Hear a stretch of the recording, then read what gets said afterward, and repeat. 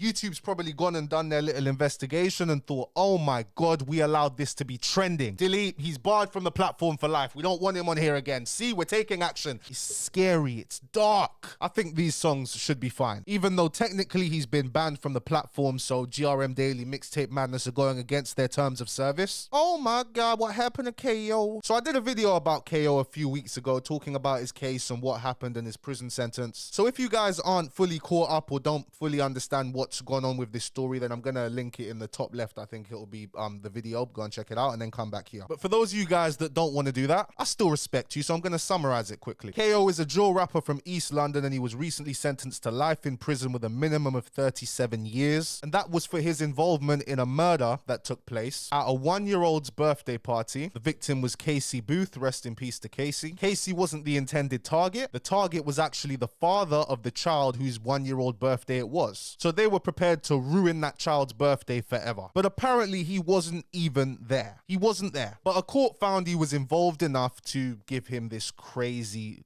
sentence. I get anxiety even reading the sentence, you know. Guys out here risking it all for what? Risking getting sentenced to life with a minimum of 37 years, bro. When KO gets out, I'm going to be 60 years old. 60 years old. The guy who I was going back and forth with on the Sinners podcast, I know a lot of you have probably seen that clip. He's gonna be 84 at the earliest time when KO could get released. It's dark, man, and it's scary. It's so terrifying. This alone should scare you away from the life, bro. Because I'll just be honest, guys, I think I would off myself. To be so real with you, I'd probably become addicted to rice or something in there. I'll be so real. But touch wood, man, God willing, I never have to find out. But you wouldn't think it could get any worse for KO. Well, somehow it got worse. So we're on the Sun website right now, and the Sun were actually responsible for this. On the day that KO got sentenced, he released a song called C'est la vie, which translates to That's Life from Francais. And I did have to go on Google Translate for that. And the Sun are saying that the track racked up more than 450,000 plays on YouTube and Spotify. And it ranked 16 on YouTube's list of trending songs, earning him hundreds. Just to correct the Sun, this is why we don't like the Sun. They call him the killer. He wasn't the killer. All right. KO is believed to have rapped while on remand at HMP Belmarsh after he was charged with the murder. Brother, Belmarsh. Oh my God. It's not surprising that he's there, but brother, bro. Pals with access to his YouTube account are thought to have uploaded it. His lyrics also reference smuggling items into jail, and even the length of his prison term suggesting some parts were recorded immediately after the sentencing. Last night, which was 2 days ago, YouTube took down the track and gave Henry Richards a lifetime ban after the Sun contacted the streaming giant. However, the song is still on Spotify. A Ministry of Justice spokesperson said, "We are investigating this recording and have requested its removal. There's currently no evidence to suggest it was uploaded from jail, but any prisoner found breaking the rules will be punished." Now, this isn't just bad for KO. This is bad for a lot of rappers. Because what precedent is this setting? This is probably going to scare guys like Suspect, because this could affect him. Are they going to give him a lifetime ban? If we even take a look at Mazza L20, he started blowing up while he was in prison. Is that no longer going to be allowed to happen on YouTube? A couple of days ago, we made a video about Frosty, who got offered $100,000 deal while he was in prison. Is that not going to be allowed to happen anymore? Even though there are prisons with studios in them, some prisons do have recording equipment in them. Even SJ. Is SJ not going to be allowed to release music now? But remember, guys, this is specifically YouTube. Spotify has been trying to become the main platform that people go onto to discover music. As you can see, they're trying to integrate some features from social media platforms onto Spotify. But for me personally, the #1 place where I find music is on YouTube. I think top spot is between YouTube and TikTok for sure. We don't use Spotify. Well, I don't use Spotify. Most people I know don't use Spotify to find new music. Even though Spotify's recommendation can be good sometimes, it is decent. We mainly go on there to listen to music that we've heard on social media platforms,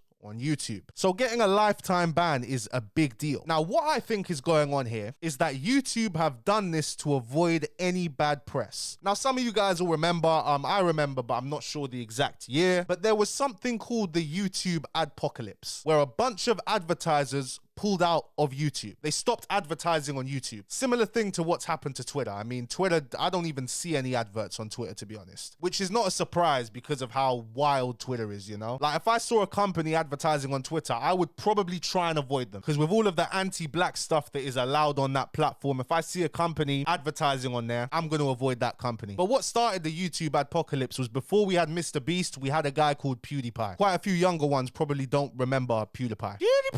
He said some controversial things. Back then, you could be more controversial. Newspapers picked it up. Mainstream media started picking it up. He lost a bunch of deals. Companies started pulling out, and that started the tornado of so many companies pulling out of advertising into YouTube. And it took YouTube a while to recover from that, because YouTube's main source of revenue is from advertisers wanting to advertise on their platform. So them being contacted by one of the biggest newspapers in the country and them going to YouTube saying, yo, do you guys know that there's a guy who was involved in a murder that took place at a 1-year-old's birthday party that was sentenced to 37 years and using your platform to generate money? YouTube's probably gone and done their little investigation and thought, oh my God, we allowed this to be trending, because it was on the trending page. It was trending, I remember. And YouTube's team thought, yep, no, we don't want nothing to do with that. Delete, he's barred from the platform for life. We don't want him on here again. See, we're taking action. Advertisers, see, we're taking action. Oof, everything's good here. Don't worry. Keep giving us your money. We'll keep advertising. Don't worry. Your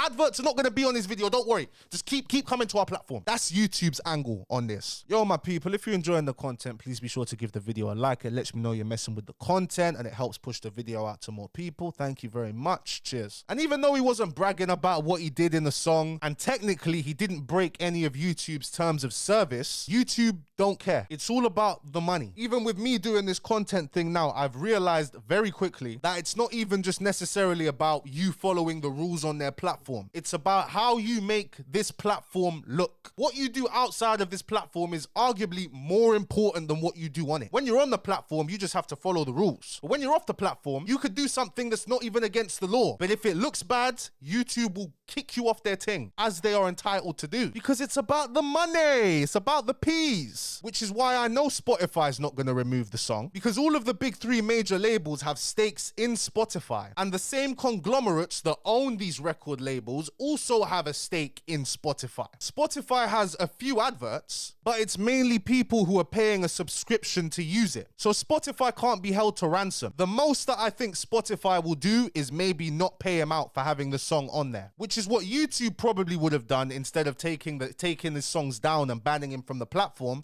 But YouTube just ain't trying to take that risk anymore. And there's so much going on in the world, so much news, you know, Trump is just doing whatever, you know, there's so much going on. So people ain't really got the time to focus on music, drill music right now. But I promise you, if they did, this would have been a way bigger story. And loads of different artists other than KO would have felt the consequences of this. Trust me. We live in a world now where everything is just about money. There's no morals anymore. Anything can make money. It doesn't matter. As long as it doesn't become a problem and it makes money, you can roll with it, no matter how morally wrong it is. That's why it's more difficult than ever to try and do the right thing and be a good person. Try and be a good person in this world, man, because everything is just about the money. That kid who stole $200 million worth of cryptocurrency didn't receive a prison sentence and has now walked out to a job offer. Frosty, whose music I like, was in prison for county lines. When he came out of prison, he came out to £100,000 record deal. In America, it's just more extreme, but it's the same thing here. It's just about what you can get away with. That's why, boy, if they end up privatizing the NHS, brother, it's going to be a slippery slope, and we're going to end up like America with drug addicts on the street. I'm telling you, they're already gearing up this society to be accepting of that. And if they can make money off of it, best believe they're going to make money off of it. No longer about right and wrong. It's about who you know. Can we get away with it? Does it make money? Boom, let's go. But people are dying because of this. No, well, is that going to be a problem? Okay, well, forget about them. Who cares? It's making money.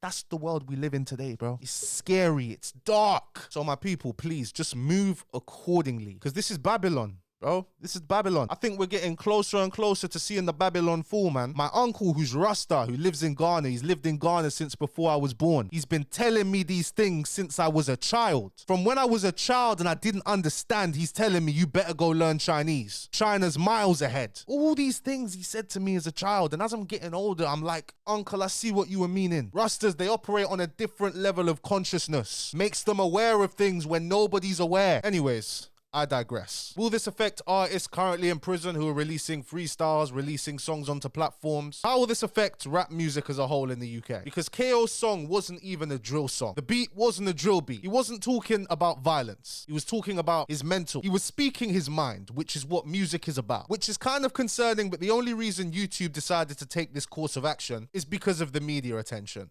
Spotify haven't taken it down. They haven't even spoken about Apple Music, Deezer, Tidal, all of these other platforms. And the audio is still up on YouTube. They've just deleted his channel. I think the only way YouTube goes further is if this receives more media press attention. Because remember, they only barred KO from their platform because The Sun contacted them directly. And as much as The Sun is a crap newspaper, it is one of the biggest in the country. And as we can see on YouTube, his topic channel is still here, so the audio is still available. Ditto has not removed it, and Ditto will not remove it. If the media keeps on covering this and it keeps getting attention, then YouTube will probably remove this. But his songs are still on Mixtape Madness. There's another song still on Mixtape Madness. And his songs are still on GRM Daily. I think these songs should be fine. Even though technically he's been banned from the platform, so GRM Daily, Mixtape Madness are going against their terms of service. I'm not 100% sure on the specifics, but I'm pretty sure if you are banned off of YouTube, other channels are not allowed to host you. But I think there's a workaround to where if you don't own the channel, you can be on there, but they banned him off of YouTube. So YouTube doesn't even know the rules that they're enforcing here. It's simply about whether enough people are talking about it and enough negative press is put onto YouTube. And with everything going on in the world right now, nobody ain't got time for that. But in the future, maybe the near future, maybe the distant future, the attack on rap music will start again, because they're going to try and paint all music with questionable lyrics with the drill music brush, when this is not even a drill song.